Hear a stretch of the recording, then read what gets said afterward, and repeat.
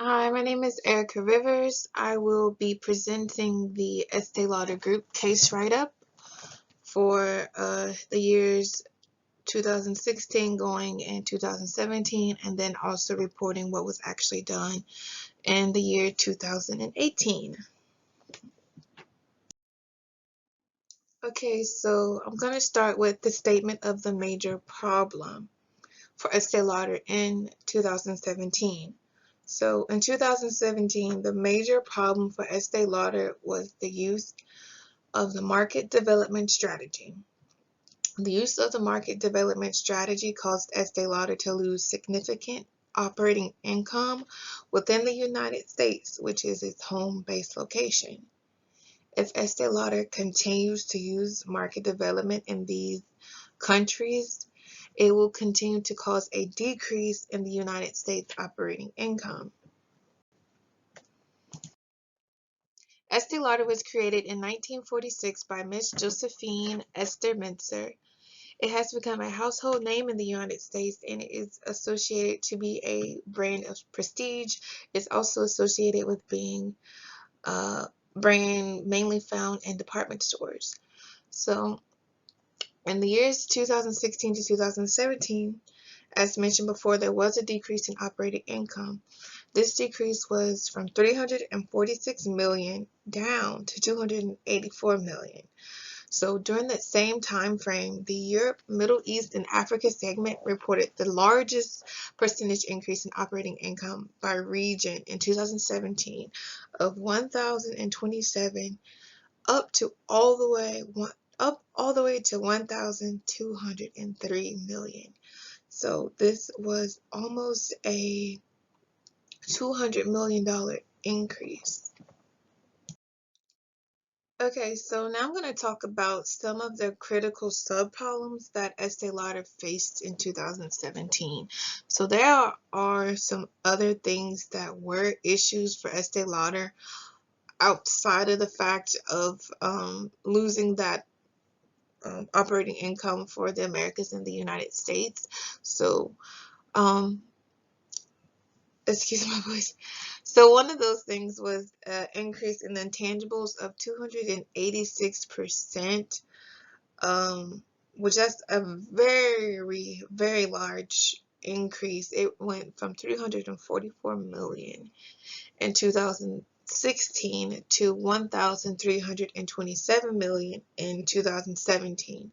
So having such high amounts of non-physical assets can be seen as risky and a drawback for short-term and long-term available liquidity. Another subcritical problem for Estee Lauder is its company's organizational chart. The chart shows operates on a hybrid divisional by product and a divisional by region type of layout.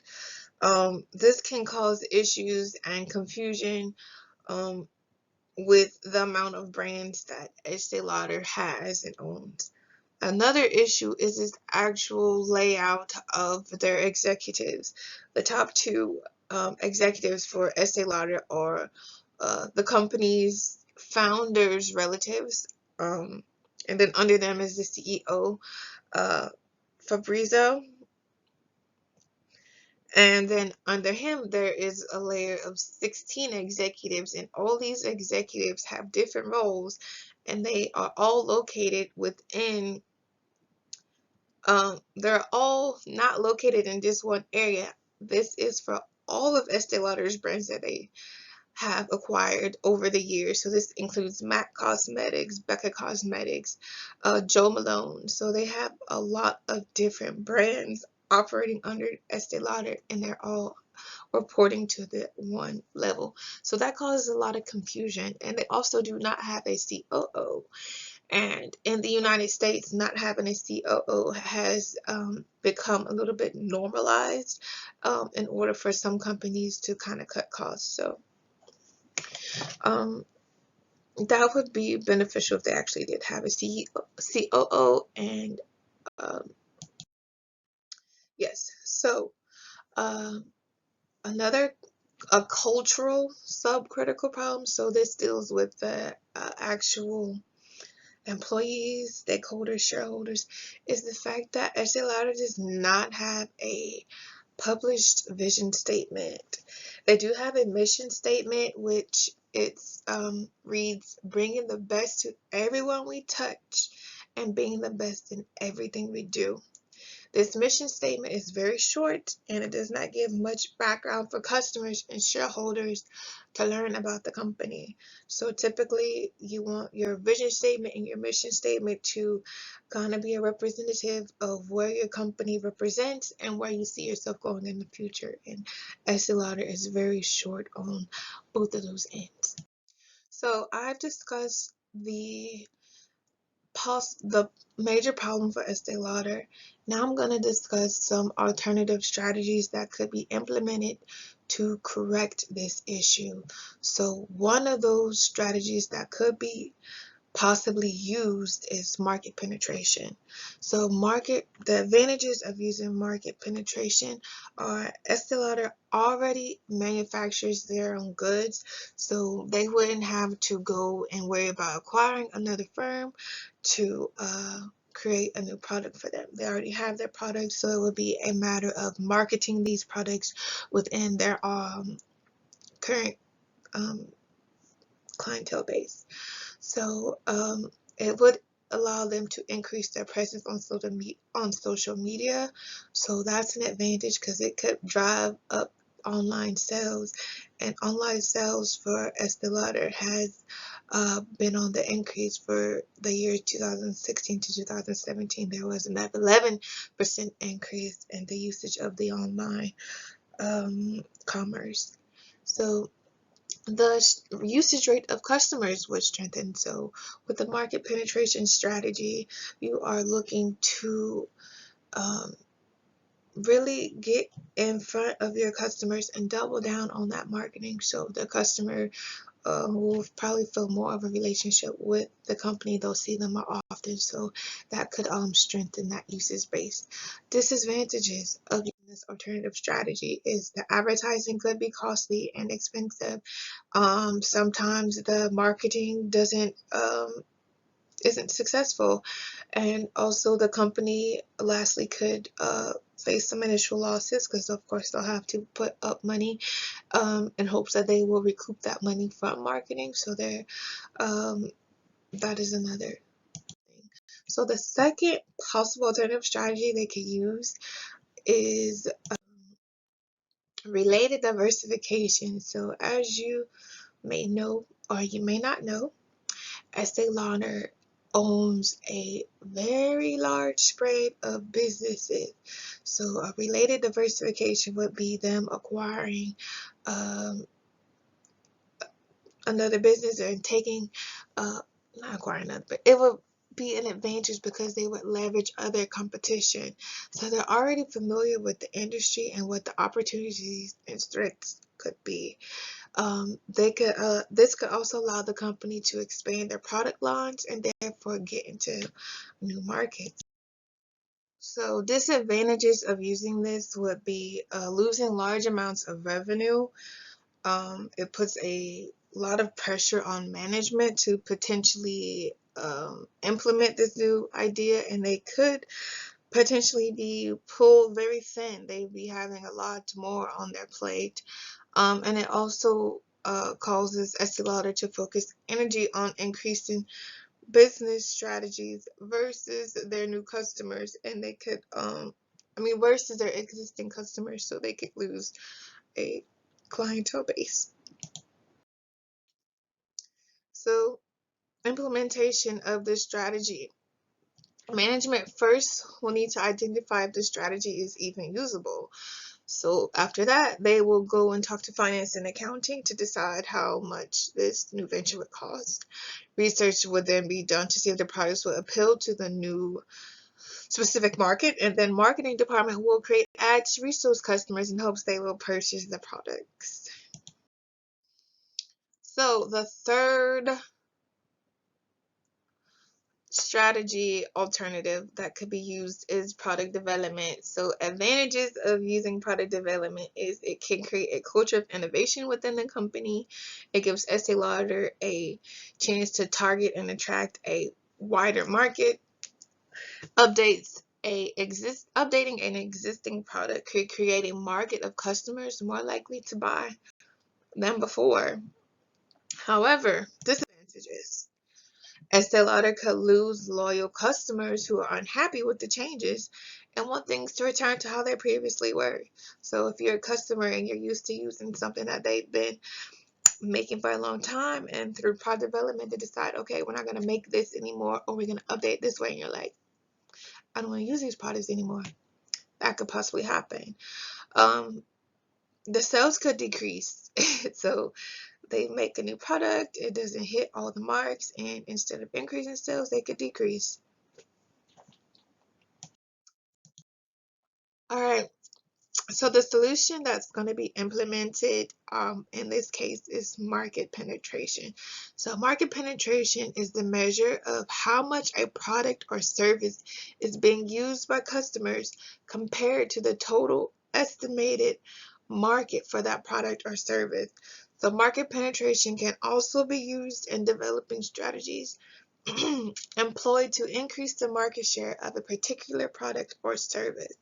Estee Lauder advertises and markets their products through various media, including television, magazines, newspapers, digital avenues, and of course, social media. So for the strategy to be implemented, control systems set in place, feedbacks, backup solutions are going to be discussed. And then after that, we're going to go ahead and talk about what actually happened. So we're going to look and discuss some of the financial statements for Estee Lauder in 2018 to see if it lines up with what we had predicted and laid out in this case. And then also there are some of the financial ratios listed at the very end of this presentation, and those are the key numbers and key informations that help determine where different funds will come from for Estee Lauder, and it also gives you a look into the actual company itself to see the health of the company. So planning. The plan for Estee Lauder in 2018. So their overall objective is to increase their operating income in the United States for 2018 using market penetration by 25%. So 25% of the operating income. So Estee Lauder experienced a loss of 17% in operating income for 2017. So the 25% increase would equal $71 million in operating income. From 2016 to 2017, the Americas seen a decrease in operating income of 62 million. So that 71 million would be to get the operating income back above where it's lost, and then also to give them a little bit more of a cushion there as well. So that's what we're hoping to do. So of course there's going to have to be customer analysis done there in order to determine the marketing strategies or that will be used, in order to determine how exactly to market to those customers. So the marketing strategy used is going to be targeting customers with a focus on their anti-aging skincare. So the markets that actually will be selling the products and services for Estee Lauder are specialty stores, online, and travel retail. So these stores such as Sephora and Ulta are will be successful channels for Estee Lauder to position their prestige product, and they can also will also showcase at store point of purchase displays to help bring in returning customers. So the investment decision. So the income statements for Estee Lauder from 2016 to 2017 show the company is performing quite well. I actually want to go back and discuss a little bit more about the plan for Estee Lauder. I want to do a little bit more discussing there and discuss more about what their marketing efforts will actually be. So as mentioned before, they are going to be marketing more of their skincare and their anti-aging products. So these products are going to be marketed within 2 key locations. They're going to be marketed on the ground with billboards within Miami and Los Angeles. And then they will be marketed on social media throughout the United States. Because social media, you're able to create ads that are specific to their clientele. So it will be for the 35 and up women who like prestigious products, who might be interested in purchasing MAC, who might be interested in purchasing anti-aging products. So positioning ads in front of these customers through Instagram, showing them pictures of, you know, prestigiousness of other women using these products, and in hopes for them to click on these ads. And when they click on these ads, they will be brought to Estee Lauder's website. So bringing them to the website, exposing them more to the product, even giving them a chance to purchase the product online. Or if they don't purchase it then and there, they'll have it in their head. They'll know where they can purchase it. They have an idea of what they want to get. So they're getting in front of the customer. And Instagram ads do work. They work very well. So the actual cost to use these Instagram ads and to reach these customers, so it costs between 20 cents to $6.70 cost per 1,000 views. So after implementing this marketing on Instagram's network, their hope is to run that for 3 months and then reach at least 500,000 a month. And we will immediately be reviewing those results. So financing here is discussing where the actual income will come from, as well as what they have been currently doing. So research and development. Research and development will continue on their same path, which research and development works with streamlining processes involved in creating the final product. So they want to increase efficiency and they want to reduce waste. They want to make products better for the environment. So they'll be doing those type of things. It won't be necessarily focused on creating and developing new products, but making the current products that are being marketed better. So production and operation. So there will be an increase in inventory and workforce for implementing this strategy. So an inventory, since there will be an increase in sales, we're going to have an increase in inventory, and inventory is going to production operations are going to have to work with the legal department in order to discuss with suppliers the increase in the materials that are going to be needed. And Estee Lauder uses a lot of raw materials. These materials are used to create their actual products. So MIS, Management Information System, is very much so important to the company. The data that they protect, the systems that they allow to be facilitated are extremely important. Human resources management will be there to streamline hiring of new employees, as well as training, ensuring that employees are up to date on policies, have their benefits up to date. So those things will need to be in place for 2017. So if market penetration does not work, the next backup solution could be product development. So this product would give Estee Lauder a chance to create a new product that could appeal to their loyal customers. So what I think really happened, so from looking at the 2018 financial report for Estee Lauder, they did not follow through with market penetration. There also was a very huge decrease in income, all the way down to $211. So that is not what we wanted to happen.